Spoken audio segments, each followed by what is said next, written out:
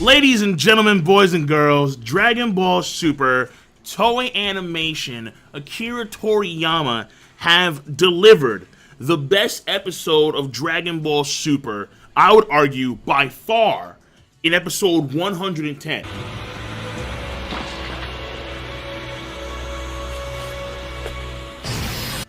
Whoa. Like, when I watched that episode, I was like, dude, because it was so many things going on at once. When it came to the hype, it was the gods of destruction. It was Goku seemingly getting taken out. Everyone stunned. Even Beerus is like, is this true the end of you? Son Goku. Goku. Son Goku. Frieza. Frieza was amazing. Scheming in the corner.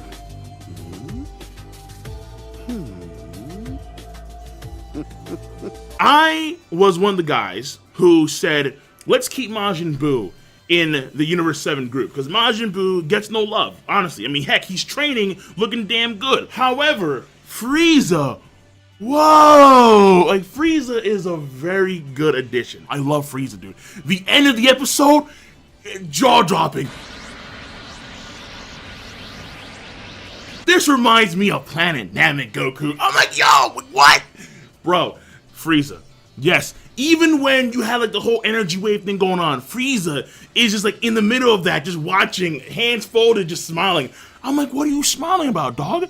Jiren's crazy. The dude can't be stopped. Jiren, before I get to Jiren, before I continue episode 110 as a whole, let me talk about 109, because 109, it was okay. Like, the end of it was like, okay, that's pretty cool stuff. But the middle and the beginning, more so the beginning with Brienne de Chateau versus Goku, I'm pretty sure most of us don't really care about Brienne de Chateau, albeit she's the cornerstone of Universe 2, but honestly, she's primarily there for comic relief. Vegeta and Goku can tangle with her in base form. When Brienne had attained the wings from her friends after, what's-her-face, Helis, the god of destruction of Universe 2, when she gave the order, like, it's time, and then they have the cheer going on, yeah, you can do it, Brienne, go, I can feel the love. Like, when she said, I want the Super Dragon Ball so I can become a god, so I can be a goddess of love, and spread my love across the multiverse. What? That was kind of weird, honestly. Probably the most surprising part of that entire section, because I was like, for someone that talks about love and X, Y, and Z and the other, your wish for the Super Dragon Balls is very selfish. Like, if you have a wish of that magnitude, why not say, okay, why don't we have universal food so no one is starving? Or we eliminate war from the universe. Like, you know, something like that. That, I think, would be a lot more loving than make me into a goddess, Brienne, and doing JoJo poses, and then you have Helis, yes, yes, Brienne, your love, even I quiver. I'm like, wait, what? Just get the big one out of here. Especially when Goku just kind of punts her when he goes Super Saiyan Blue, and then she rolls towards Jiren. It's like, the whole thing is massive comic relief. So Brienne de Chateau in the first part, man. Then after that, with the middle part, when Jiren starts to flex his ginormous muscles, it's like, dude, I have two names for Jiren. Two. Number one is Superman, because honestly, the dude is Superman. The end of episode 1, okay, not the end, but like the middle end of episode 110, when Jiren just stops the punch, stunning. Just flexing, I'm like, great. The back muscles, genius. Absolute genius. That's number one. Number two, specimen. The dude, he is the definition of specimen. Like, when I go to the dictionary, like the Webster Oxford Dictionary, and I type in the word specimen, I better see Jiren's photo there. If I don't see Jiren's photo there, we got a problem, dog. Yo, it's... Oh my god. So Jiren, he's walking up to Goku, just flexing. Just the man flexing. Like, yeah. Flex, time to impress. After he gets orders from Belmont, take out Goku. And by the way, that has to be cheating, right? There were 3 things that happened in this episode that I thought were completely cheating. Number 1 was Brienne's friends giving her energy, because one of them was on the sidelines. She's on the sidelines. So how is it not cheating that she's giving energy to Brienne de Chateau for this butterfly, pig with wings form. Like, why is that? That has to be cheating. Number 2, Goku Spirit Bomb. Krillin and company gave energy to the Spirit Bomb. I'm like, wait, hold on. But we have cats on the sidelines. How is that not cheating? They're supposed to be eliminated from the tournament itself, but yet they can still give energy to the Spirit Bomb?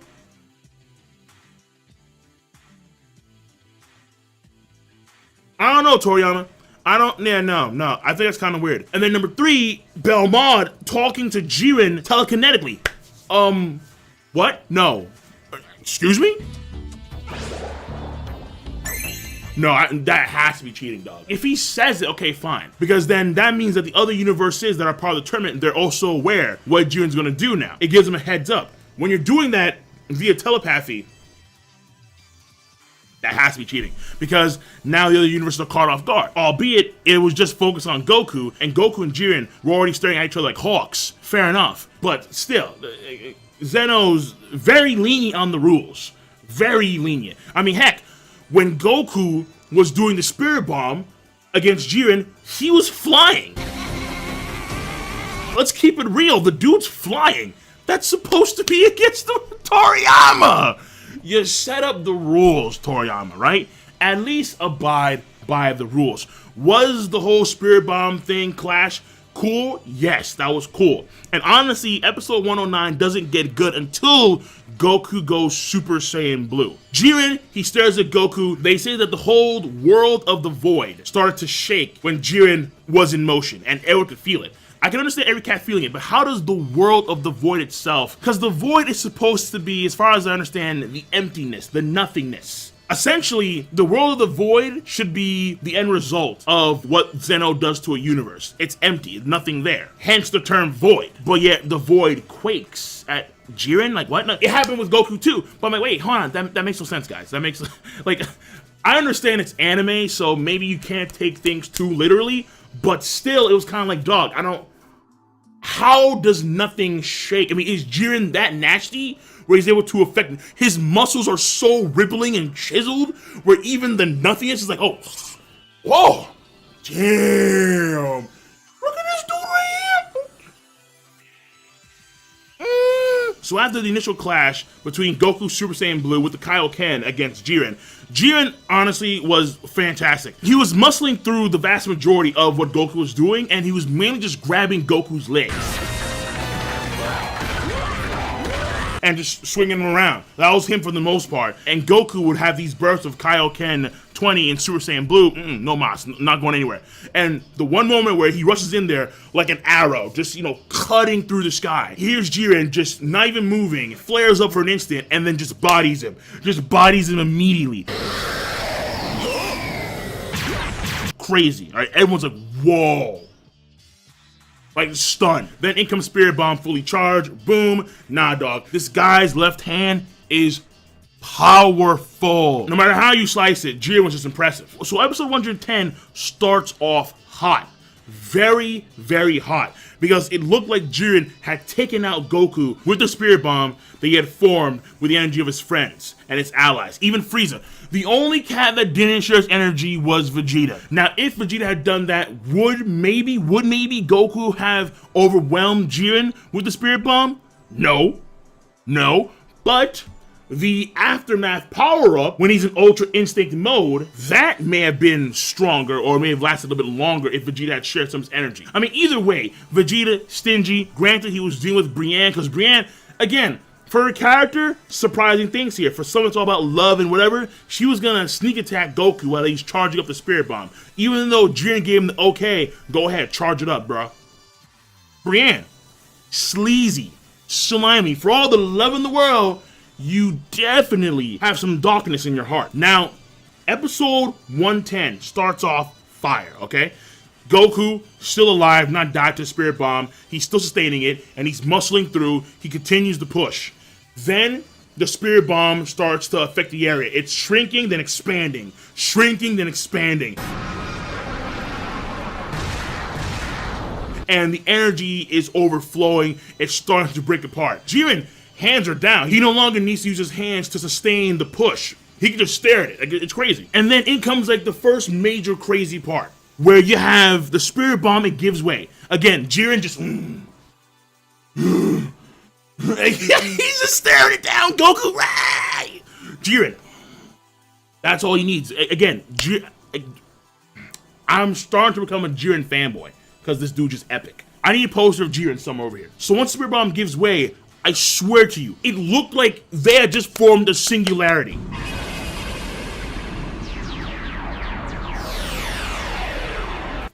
Like, my jaw dropped when I saw that. I'm like, wait, hold on, time out. Wait, pause.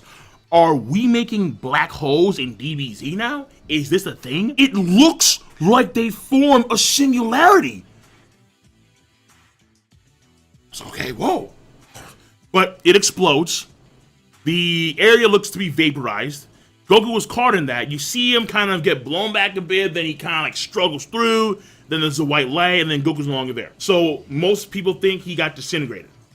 After that, right, the rest of the universe is, they're not faltering. It was assumed by some of the gods that they would falter, and everyone's kind of shocked at the end result of that. However, Goku, MC, he ain't down out yet, obviously, and out comes the new form that we all knew was coming. The previously known Limit Breaker. From now on, I'm calling it what it is, Ultra Instinct Goku. It's gonna be my title, Ultra Instinct Goku. Ultra Instinct Goku forms, and according to Whis, he has broken out of the shell. But it is clearly emphasized that this is not a complete Ultra Instinct form, because the energy that he's using right now is more so the energy from the Spirit Bomb, because he himself was depleted of any energy. So in the future, the Ultra Instinct form will be much different, because it'll be his own energy as opposed to energy from a Spirit Bomb. So out comes Ultra Instinct Goku, and the initial clash was beastly, man.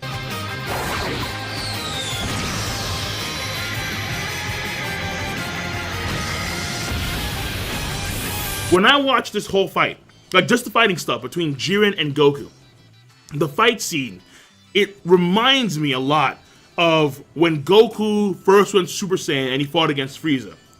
The transmission itself didn't have like the same impact, because back then Krillin had just died and it was like, oh my god. But it's the hype of the fights afterwards. It was jaw-dropping, albeit toy animation. They're using some repeat scenes in there. As usual, they're taking scenes directly from the opening and they're putting it in this fight. So that was a shame to see, but it didn't really take away from the epicness of the moment. It really did not. This, I would say, is one of the most epic moments that we've seen in Dragon Ball as a whole, and the most epic moment we've seen in Dragon Ball Super. I'm making that claim here and now.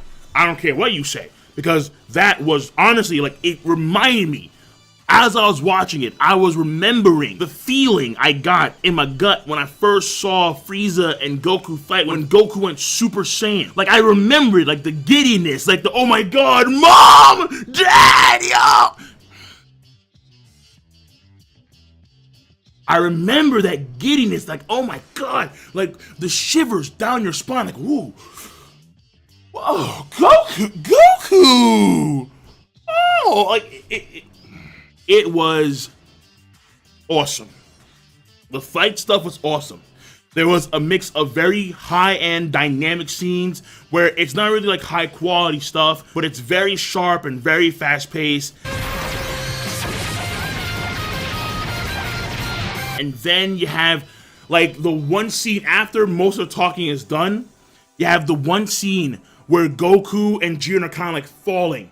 And then Goku is like in his face, and then Jiren's like, yeah, he's cocked back, and then it's just a barrage of yellow lights.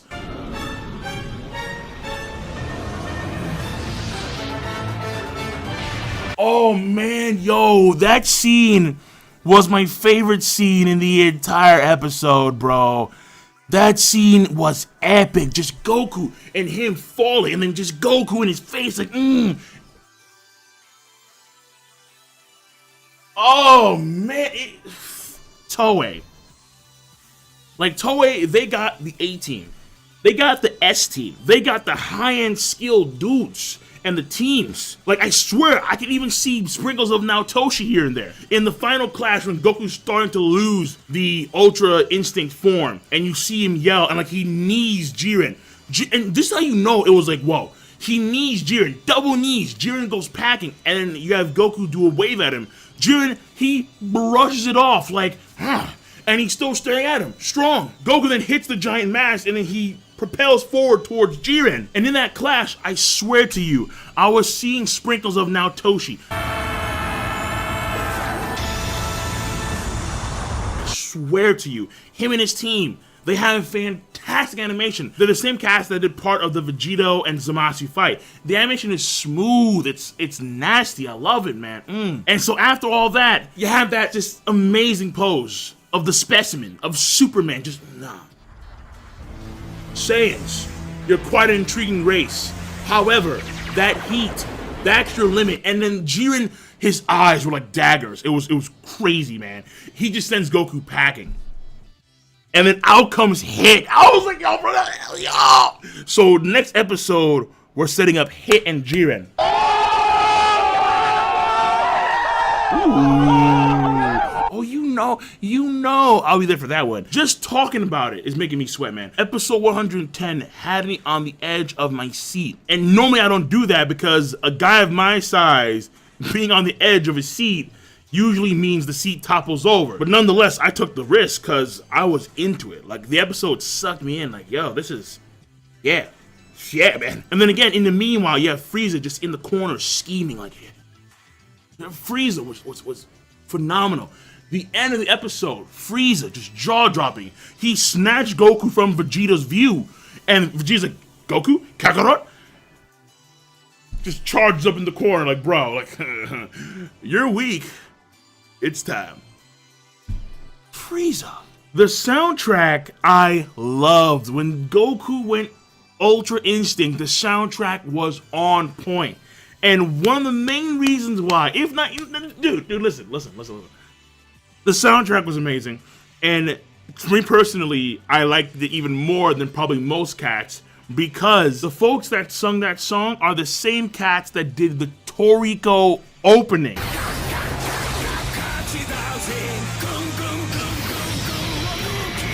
Oh, yeah. I could just feel it. I'm like, wait a second. Sekai, whoa, what? Ah, Toriko! Like, it was the Toriko cats. These dudes did the Dragon Ball Super Goku Ultra Instinct. No surprise to me that the Toriko dudes came in and voila, we have the best episode of Dragon Ball Super.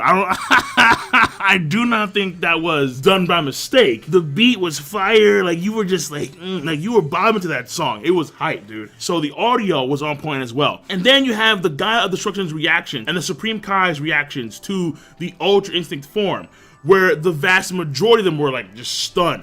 Champa was sweating. Belmont was sweating. Like, whoa, wait a second. Hold on. Ultra Instinct form.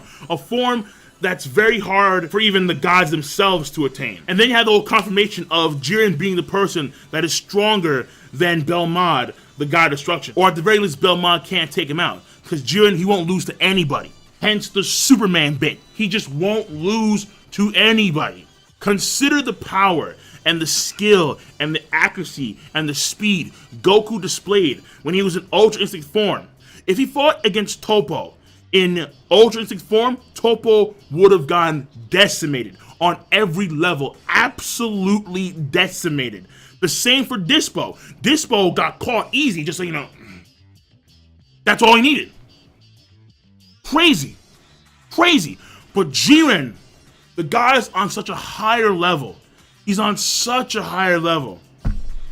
So I'll end the video on this. The way I see this transformation that we saw in the episode, I see it very similar to the false Super Saiyan form. That's the way I see it. Where it's Ultra Instinct, yes, absolutely. But he couldn't sustain it. It was a state that he himself wasn't too sure what was going on. Very similar to the false Super Saiyan form that we saw in the movies a long time ago. And even though it is a form that even the gods themselves are hard-pressed to master, Goku himself, I believe he will master that form, because once he has a taste for something, like with the Super Saiyan God form, we saw the result of that, and the result of that was Super Saiyan Blue, and then later on he can use Super Saiyan Red. So what I see in Goku's future is him having either silver or white hair and like silver eyes. Keep the silver eyes. The hair, I don't know what's gonna happen with the hair. I like the current shade of it where it's kind of like a silver, gray, white mixed in with the black. But if he does have a transformation state, like a Super Saiyan where he has to use Super Saiyan in order to tap in Ultra Instinct, like he uses Super Saiyan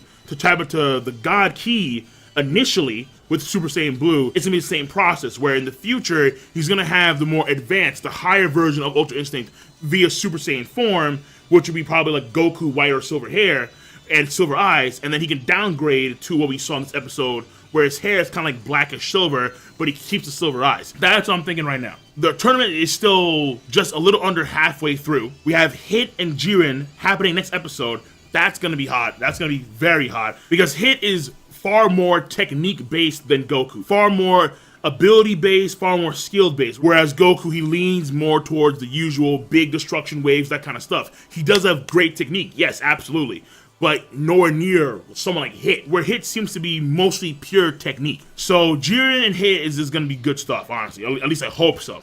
And this episode was fantastic. Honest to God, fantastic. I see it being the best episode in Dragon Ball Super. I'm going to say it here now. No episode before this was better, and no episode after it will probably be better. To me, it was that good. I was on the edge of my seat. If I had to rate it, I would say it was a yo. I would say it is a flat out yo. A flat out yo. Jesus. Man. I'm going to see you cats later. Let me know your thoughts on the episode at hand. You know where I stand. Be sure to rate the video. I guarantee you this, it is not that hard to do, especially when you all have a device called Zamaosu, and you use Zamaosu to click, rate the video, to click, subscribe, to click on that bell to join the squad, and of course, comment in the comment section down below. Peace, and have a nice goddamn... Man, have a nice goddamn day.